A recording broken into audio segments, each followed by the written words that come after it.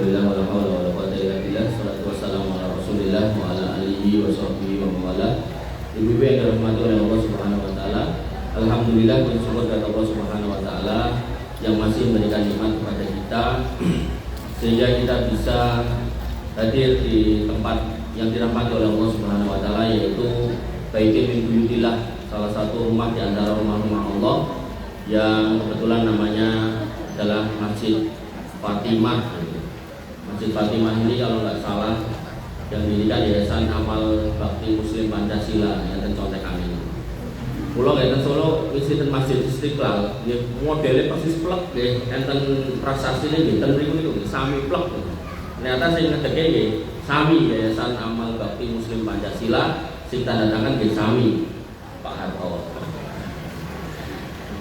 Ibu-ibu yang dirahmati oleh Allah Subhanahu wa taala, enggak ada bapak-bapaknya. Kadang refleks banget. Pertama saya tentunya minta maaf karena nggak tahu protokoler yang ada di sini seperti apa. Jadi ya terus akhirnya ya kayak orang kagok gitu.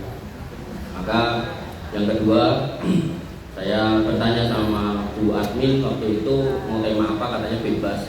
Tapi sebenarnya kalau tadi itu dibaca ayat 3-5 Al-Maidah itu sebenarnya itu temanya menarik kalau dibahas. Temanya menarik kalau dibahas. Tapi nggak apa-apa. Saya punya tema yang insya Allah juga nggak kalah menarik. Cuman kebetulan kalau panjenengan pernah ketemu saya di masjid-masjid yang lain, kadang tema ini juga saya bawakan sebagai opening ketika saya isi kajian di masjid itu perdana. Sebenarnya kok di sini saya nggak perdana sih, tapi kalau di hadapan ibu-ibu ini saya perdana. Yeah. Saya udah sering di sini, cuman ya pas kebetulan yang khusus ibu-ibu ini saya perdana. Saya asli orang sini, orang belakang sini, tapi rada ngulon sithik. Jadi nanti bisa dicari kalau di belakang situ. Wah, agar paling lemu brewok ya saya. Gak ada yang lain. Ibu-ibu yang dirahmati oleh Allah Subhanahu wa taala, kenapa kita perlu bersyukur atas nikmat yang kita miliki? Nikmat itu banyak.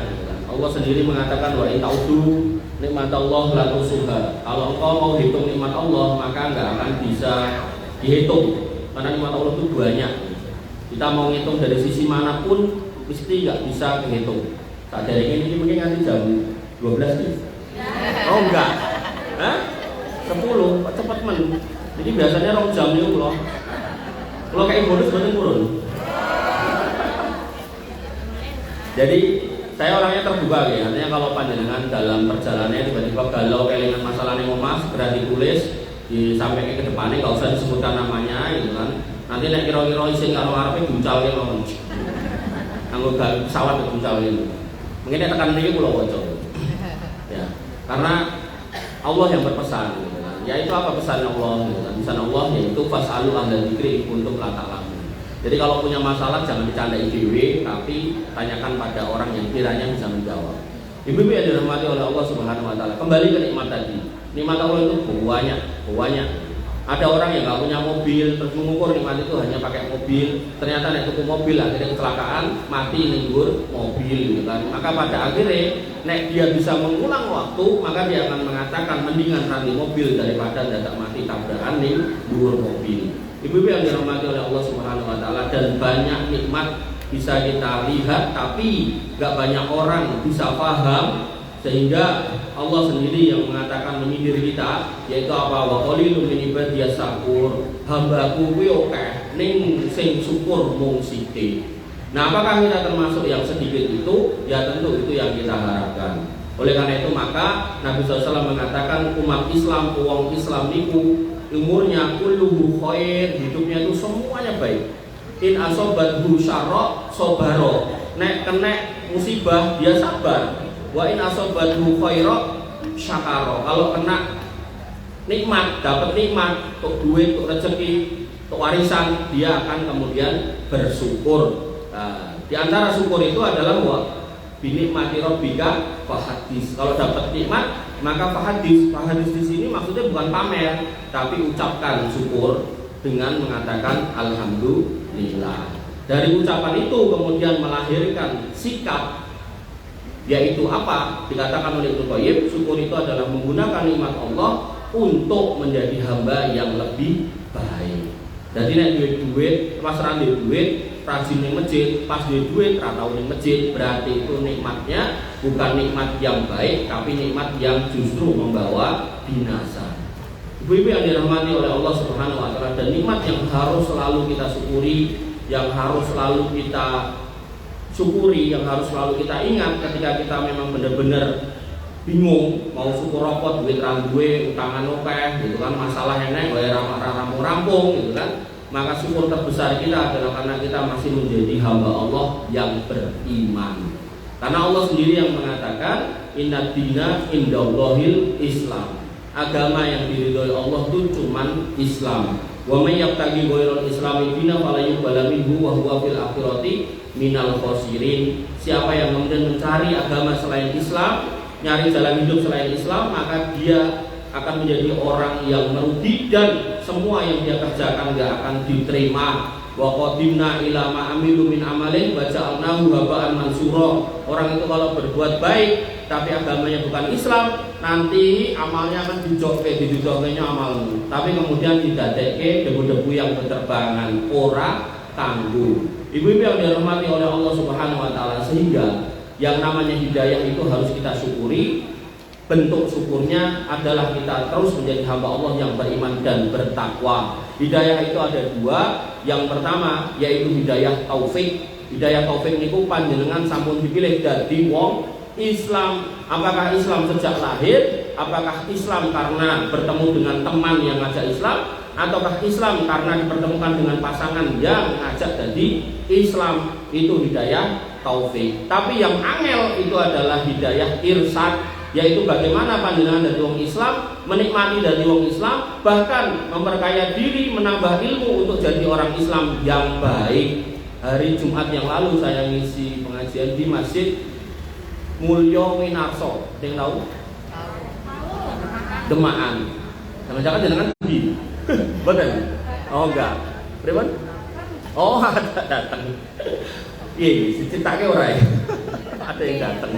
Jadi pas saya mau masuk sampai masjid itu ada Indomaret, saya panas dalam. Biasanya kalau panas dalam saya minum air jeruk. Nah, saya masuk Indomaret beli air jeruk itu. Di depan Indomaret ada anak-anak pang gitu loh, yang melambine teng celone sak rai-raine dicelonei gitu kan. Lanang loro itu siji gitu. Kula ngantri kasir, tak ingeti anggar wong metu ngemis ya. Zaman dulu pang itu ngamen, kalau saiki pang ini ngemis gitu kan. Jadi sudah terjadi pergeseran gitu kan. Nah, akhirnya saya ingin batin balik berarti giliranku diemisi gitu. Harus siap mental, ngira siap mental gak paget, pak gedandak cukup kantong atau kencet 1.000 padahal dikira 1.000 gitu. Nah, akhirnya karena siap mental, maka begitu kemudian saya ngemis, saya bilang, ayo nih bumi enak masjid. Nanti saya pengajian situ, kamu wudu, sholat asar, ngomongin pengajian untuk Senin boleh tak sangoni gitu kan. Nah, anggaplah dia beragama Islam, maka dia sudah dapat hidayah taufik jadi orang Islam. Tapi kemudian saya tawarkan hidayah irsyad. Nah, ternyata konten ini dari mulai awal sampai akhir ora teko. Bar dari situ saya ke tempat bapak saya yang di Jaten sini, uangnya enek. Saya ke tempat bapak saya, sholat maghrib rampung, terus habis itu saya balik ke Nguruki, rumah saya Nguruki, lewat situ lagi, yo enek gitu kan. Padahal nek belum laku sithik itu entuk ilmu, entuk panganan, entuk duit. Tapi yo tranae menungso ya kayak begitu gitu. Oleh karena itu maka itu yang namanya hidayah irsyad. Makanya Nabi SAW memberikan apresiasi penghargaan yang besar datang panjenengan yang mau melaku melangkah dan majelis ilmu. Kata Nabi SAW apa? Man salaka thariqan yaltamisu lahu fihi ilman sahalallahu lahu thariqan ilal jannah. Sapa wonge sing gelem mlakune ora mlaku tapi mlakune majelis ilmu, apakah kuwi di rumah temene, apakah itu di kantore, bahkan kalau itu di rumah Allah yaitu yang bernama masjid, maka kata Nabi SAW akan dimudahkan jalan menuju surga. Nek panjenengan arep ning Purwodadi bingung panjenengan nganggo Google Map, tapi nek jenengan arep nang surga nganggo Google Map ora bakalan didudoi. Oleh karena itu Nabi sudah mendudoi panjenengan cara gampang mlebu surga, sering-sering wae majelis taklim atau majelis ilmu. Lah ilmunya ilmu yang seperti apa? kata Nabi SAW, taraktu fikum amroini lan tadilu ma tamassaktum bihima kitabullah wa sunnati nabi, yaitu majelis ilmu, majelis taklim yang kemudian kata Nabi di dalamnya diajarkan Al-Qur'an kali diajarkan hadis. Nek diajarkan nyanyi-nyanyi, dagelan, klotekan dan seterusnya, mulai-mulai ditekoki ilmu apa? Kayak mau lagune enak. Nah, itu namanya bukan majelis ilmu. Niku namung majelis dagelan. Nah, itu perlu jenengan teliti, jangan sampai hidup jenengan sia-sia nengani majelis tapi ditekoki ilmune apa? Ora ana, mung ustate lucu. Nah, sing ngarep kan ustate ganteng. Makanya niku yang harus jenengan seleksi majelis yang seperti apa. Ibu-ibu yang dirahmati oleh Allah Subhanahu wa taala, tema kita adalah ketemu ning dunya, kumpul ning akhirat. Jadi niki pokoknya bahasanya campur-campur sangat karuan. Sementing boten ngangge basa Inggris. Nah, maka ketika kita membuka Quran surat Al Imran ayat 131 sampai 133, di situ dikatakan wattaqun nar allati uiddat lil kafirin. Kowe kabeh do hati-hati karo sing jenenge neraka sing disiapke dienggo wong kafir. Itu menjadi nas paten bahwasanya yang namanya surga dan neraka itu final adanya. Kemudian Allah Subhanahu wa taala mengatakan atiullah wa rasul la'allakum turhamun, maka taatilah Allah dan Rasulnya agar kamu mendapatkan rahmat. Pramila panjenengan kalau sehari 17 kali. Ini borong-borong kayak waktu sejam, jadi kalau ngomongnya belander cepat nanti. Enggak rok jam ya Allah. Nah, maka 17 kali panjenengan itu menghadap Allah Subhanahu wa taala dalam salat napa? 5 waktu duhur, asar, maghrib, isya, subuh 17 rakaat. Di setiap rakaatnya panjenengan wajib maca surat Al-Fatihah. Di dalamnya ada kata-kata ihdinas siratal mustaqim. Itu menunjukkan bahwasanya hati kita itu terbolak-balik. Bahkan di dalam ayat yang lain dikatakan inna nafsal amaratum bisu, sing jenenge ati, sing jenenge jiwa, sing jenenge pikiran. Kuwi pikirane mesti ngomong sing ora-ora. Oleh karena itu makanya pentingnya kita kemudian bermajelis ilmu dan diiringi dengan berdoa. Doanya yang wajib yaitu ada di dalam Quran surat Al-Fatihah itu, yaitu kita minta hidayah agar apa? Ya muqallibal qulub sabit qalbi ala dini, agar hati kita yang iso jempalik mulak-malik ra karuan, maka agar Allah teguhkan kita di dalam agama ini. Qul rabbiyallah tsumastaqim. Katakan bahwasanya aku ki wong Islam istiqomah sampai mati. Udah, itu tok. Nek mati panjenengan saged nutup mata dengan mengucapkan la ilaha illallah, kata Nabi dakhalal jannah. Niki angel, bukan perkara gampang. Makanya saya rada tua-tua niki memang latihan la ilaha illallah, la ilaha illallah.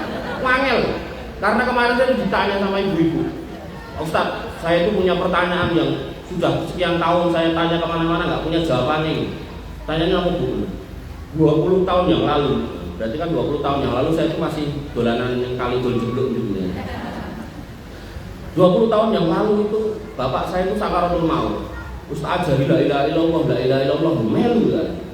Tapi ketika menjelang mau wafat, bengok deh kunci. Lah niku kunci napa? Lah kula nggih mboten ngertos. Nek kok aneh ngono kuwi ya kula mboten ngertos. Mungkin kunci omah, mungkin kunci motor, mungkin kunci lemari, kunci napa lah kula mboten ngertos. Nah, sehingga apa?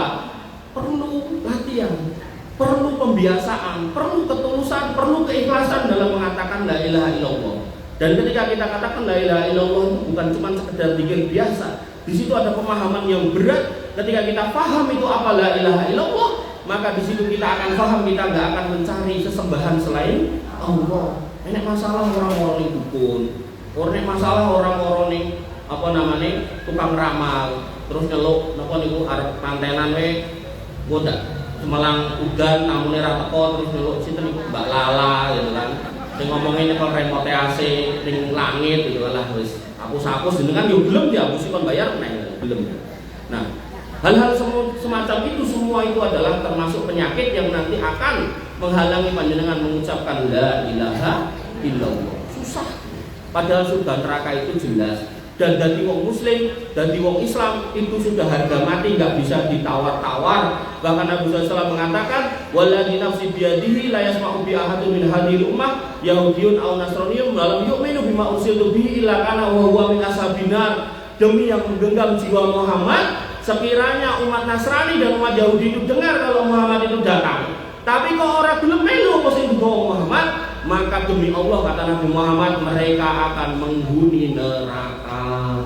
Padahal neraka dan surga itu wis genah. Sehingga di dalam Quran surat Al-Bayyinah dikatakan, innalladzina kafaru min ahlil kitab wal musyrikina fi nari jahannama khalidina fiha abada ulaika hum sarul bariyah. Wong-wong kafir dari kalangan orang musyrik dan orang-orang ahli kitab, orang Nasrani dan orang Yahudi, mereka adalah penghuni neraka khalidina fiha abada, kekal di dalamnya, ora bakal metu. Bahkan dikatakan ulaika hum sarul bariyah, mereka itu ciptaan Allah yang paling jelek. Senajan ora ini apik ganteng-ganteng kaya wong Korea. Nah, sing gawe nonton drakor hati-hati. Hati-hati gitu kan. Kenapa harus hati-hati? Karena almar'u alaman ahabba. Orang itu nanti akan dikumpulkan dengan yang dicintai. Senengnya artis Korea nyemplung rokok. Koreanya kafir kok nyemplung rokok. Jangan mikir ngancani ya, repot toh. Maka hati-hati. Ibu-ibu yang dirahmati oleh Allah Subhanahu wa taala, sehingga ya ketika kita sudah memilih jalan keislaman, sudah memilih menjadi orang yang Islam, maka kita tidak boleh menjadi orang musyrik. Penting ini. Ngakune Islam, nek butuh apa-apa golek badukun. Ngakune Islam, ning prapatane lagi nek wong srepetan pisan langsung gawe gawe sajen tuncalke ngono. Ngakune Islam garap sawah, rumangsa engko ndak panen terus gawe sajen dikek pojokan. Ngakune Islam tapi dodolannya terus baru ning Gunung Kawi, ning Gunung Kempus gitu kan. Syaratnya nopo kula melu pokoke.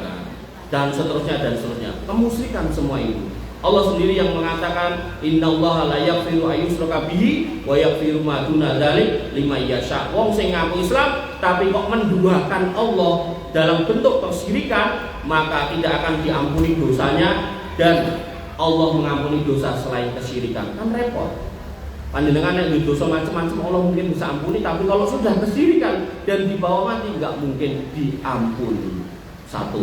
Jadi kalau sudah Islam jangan berbuat syirik. Yang kedua, kalau sudah Islam jangan jadi wong munafik. Kula niku kerep dadi korban wong munafik. Jadi lagi mlaku ngono terus nek ra katoke cingkrang banjiran ya, masih kayak bar pohon itu banjiran. Enggak boleh. Atau mungkin non saya mungkin ada ibu-ibu yang sadar ini. Mbak kowe kok koyo ninja loh. Enggak boleh. Kita enggak boleh menghina syariat Islam dalam bentuk apapun.